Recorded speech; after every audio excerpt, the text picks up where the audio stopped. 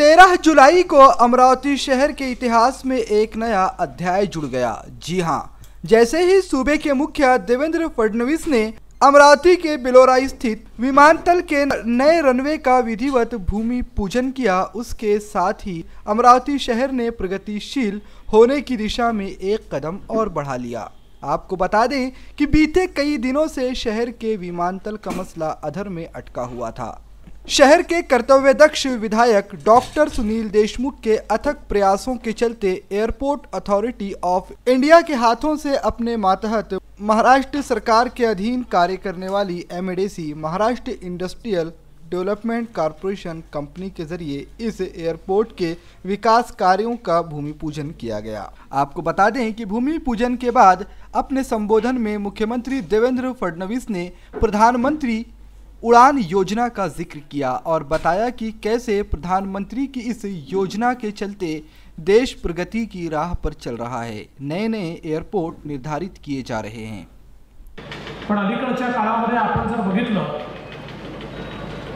तर कुठल्याही औद्योगिक प्रगती करता ज्यावेळेस उद्योग येतात त्यावेळेस पहिल्यांदा ते असं बघतात की त्या ठिकाणी रस्ते आहे का, पाणी आहे का, वीज आहे का, रेल्वे आहे का आणि विमानतळ आहे।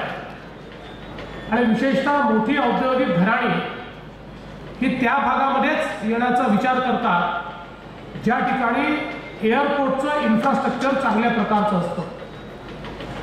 आणि माननीय मोदीजींच्या नेतृत्वामध्ये उडान सारखी योजना सुरू झाल्यानंतर आज अनेक शहरांमध्ये त्या ठिकाणी मोठ्या प्रमाणात विमानतळाची सुधारणा झाली आणि तिथनं विमानं देखील उडायला लागली। आणि अक्षरशः आपण जर बघितलं असेल तर अनेक ठिकाणी या उडान योजनेमुळे विमानाचं भाडं इतकं कमी झालं की मध्यमवर्गीय देखील आज मोठ्या प्रमाणात विमानाचा प्रवास हा करू शकताय। आणि त्यातनं इतक्या मोठ्या प्रमाणात विमान सेवेचं विस्तारीकरण या ठिकाणी होताना आपल्याला दिसतंय। साधारणपणे आपण जर बघितलं तर 20% 30% ग्रोथ रेट हा दरवर्षीचा या विमान सेवेमध्ये आपल्याला पाहायला मिळतो। म्हणजे इतक्या मोठ्या प्रमाणात विमान सेवेचा वापर हा आपल्या देशामध्ये वाढलेला आहे। मोदीजींनी सांगितलं की हवाई चप्पल घालणाऱ्याला हवाई सफर करता आली पाहिजे, हे माझं उद्दिष्ट आहे। आणि आज हळूहळू हे होताना आपल्याला या ठिकाणी दिसतंय आणि यातनं उद्योगाला मोठ्या प्रमाणात चालना मिळते आहे। आज मला आनंद आहे की आपल्या नांदगावपेठ एमआयडीसी मध्ये आपण 4 वर्षापूर्वी इंटिग्रेटेड टेक्सटाईल हबची सुरुवात केली आणि आज प्रचंड मोठं काम हे त्या ठिकाणी आपल्याला होताना दिसतंय। उद्योगाचं एक फार मोठं मॅग्नेट हे त्या ठिकाणी तयार झालं आहे आणि आज अनेक उद्योग सुरू झाले आहेत। मोठ्या प्रमाणात उद्योगांनी जमिनी घेतल्या आहेत, गुंतवणूक येते आहे आणि ज्या ठिकाणी एकही उद्योग यायला तयार नव्हता त्या ठिकाणी आता अतिरिक्त जमीन अधिग्रहण करण्याची वेळ आली, कारण मागणी इतकी जास्त आहे उद्योगाची की तेवढी जमीन आज आपल्याजवळ उपलब्ध नाही आहे। अशा प्रकारचं परिवर्तन या ठिकाणी झालेलं आपण बघितलं। आणि म्हणून इसके साथ ही अपने संबोधन के दौरान मुख्यमंत्री देवेंद्र फडणवीस ने एक बात और साफ कर दी। उन्होंने कहा कि जिस तरीके से अमरावती के बिलोरा एयरपोर्ट का विकास कार्य ठंडे बस्ते में पड़ा हुआ था, अगर उसे दोबारा जीवित कर गति देने का श्रेय किसी को जाना चाहिए तो वह सिर्फ और सिर्फ अमरावती मतदार संघ के विधायक सुनील देशमुख को जाना चाहिए। वाकई सुनील देशमुख अभिनंदन के पात्र हैं, क्योंकि उन्होंने वह सारे ज़रूरी कार्यों को अंजाम दिया जो कि जिनका न होना विमानतल विकास कार्यों के लिए अड़चनधारी था। इसीलिए सभी को मिलकर डॉक्टर सुनील देशमुख का अभिनंदन करना चाहिए। खरं तर मी या निमित्ताने सुनील देशमुखांचं विशेष अभिनंदन करेन की त्यांनी प्रचंड पाठपुरावा याकरता केला। आपले माजी पालकमंत्री प्रवीण पोटे पाटील यांचं देखील अभिनंदन करेन आणि सगळ्या लोकप्रतिनिधींनी याला सातत्याने पाठिंबा दिला।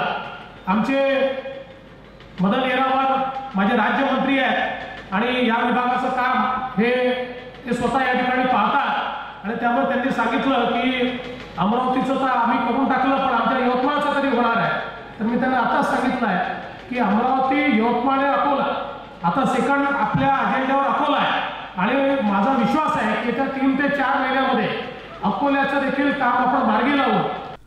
मुख्यमंत्री ने जिला के पूर्व पालक मंत्री प्रवीण पोटे को भी धन्यवाद दिया और कहा कि उन्होंने भी काफी सराहनीय काम इस दिशा में किए हैं।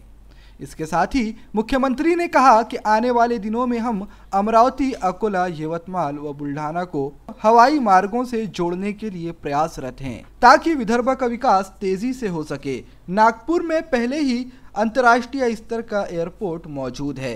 उन्होंने बताया कि वह जल्द से जल्द अमरावती शहर में जेट एयरवेज उतारा जा सके, इसके लिए भी प्रयासरत रहेंगे और उस काम को भी जल्द से जल्द पूरा करने की कोशिश करेंगे। साथ ही अमरावती एयरपोर्ट का विकास मुंबई के एयरपोर्ट की तर्ज पर करने की बात भी कही।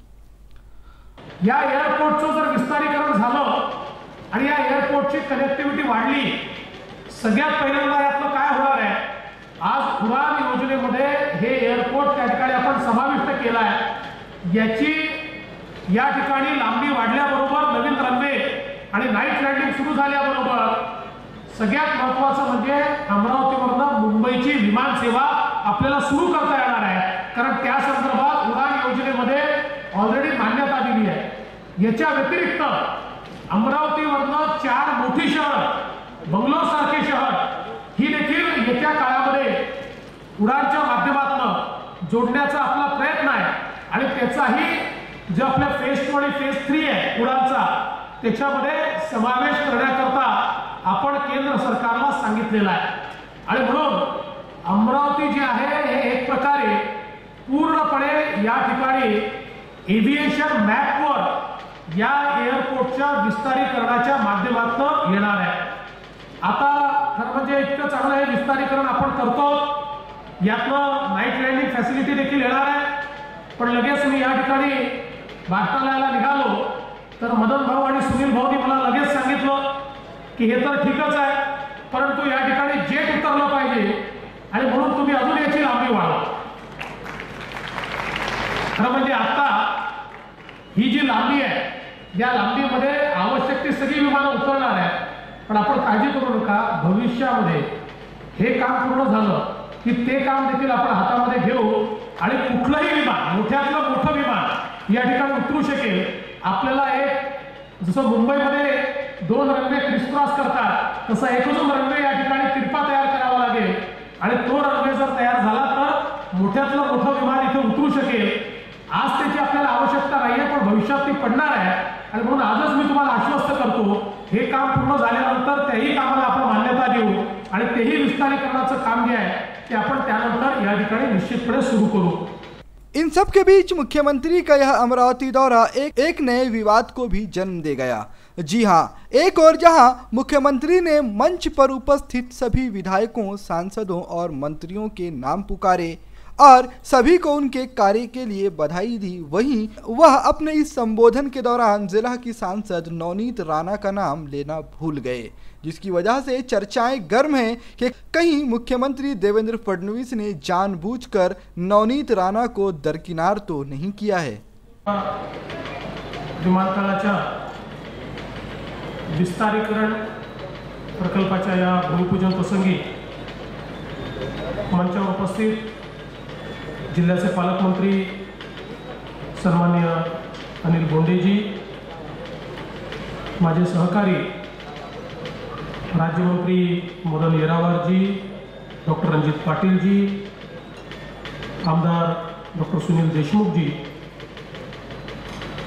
त्याचप्रमाणे खासदार रामदासजी तडस, खासदार श्रीमती नवनीत राणा, आमदार प्रवीण पोटे पाटील, आमदार अरुण भाऊ अडसड, आमदार वीरेंद्र जगताप, आमदार यशोमती ठाकूर, आमदार रवी राणा, आमदार श्रीकांत देशपांडे, आमदार रमेश बुंदिले,